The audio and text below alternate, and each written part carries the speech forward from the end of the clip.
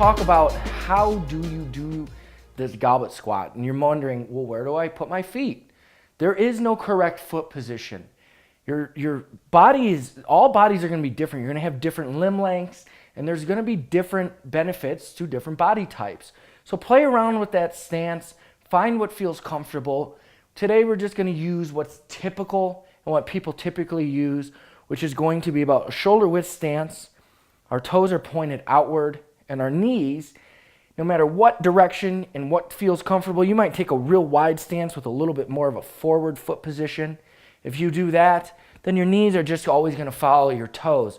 What you want to avoid is making sure that your knees are caving in. We do want to push our knees out. So we talked about that foot position.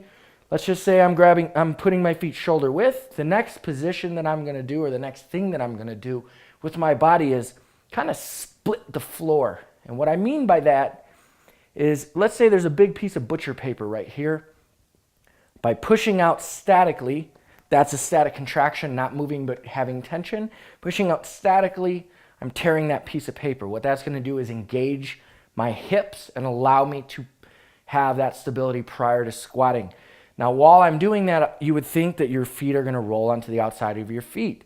We want to avoid that as well. We want 3 points of tension on the floor: our big toe, our little toe, and our heel, and they always stay. So you can almost feel like you're corkscrewing or pulling the floor apart when you're doing this movement. From there, we're going to pick up a weight, and we're going to hold it like we're holding up a goblet. You can use a kettlebell, you can use a dumbbell, but just make sure that you're supporting that and it's staying around your chest level. Once again, there's no specific, correct, exact position. What does have to happen is that when you're getting in position, I am starting where my body is nice and supported. My hips are engaged, I'm splitting the floor. I have a neutral spine from my head all the way to my hips. If you have questions on what I'm talking about when I mention these things, check out the movement pattern template and guide in your membership page. So while I'm sitting back, while I'm splitting the floor, my initial movement is back with the hips. And as I sit back with the hips, I then break at the knees and start to sit back and down. While I do that, my knees do follow my toes, and I'm making sure that my knees don't cave in. So I'm going to show you what common mistakes happen. People come down, and at that bottom position, they cave in and come back up.